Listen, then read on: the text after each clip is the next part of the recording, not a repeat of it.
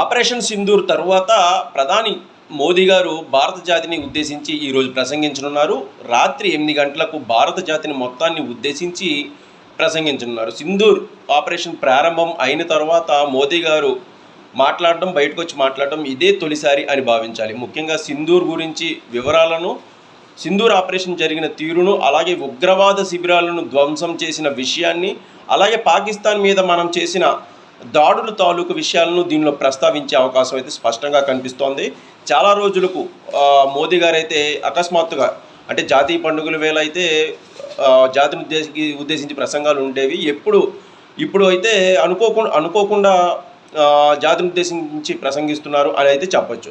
ప్రధాని మోదీ గారు ఏం మాట్లాడతారు, ఆయన ఏం చెప్పబోతున్నారు, సింధూర్ తాలూకు విషయాలు ఎలా బహిర్గతం చేయబోతున్నారు, ఏం చేయబోతున్నారు అనేది, ఏం మాట్లాడబోతున్నారు అనేది జాతి అంతా ఉత్కంఠగా ఎదురు చూస్తోంది.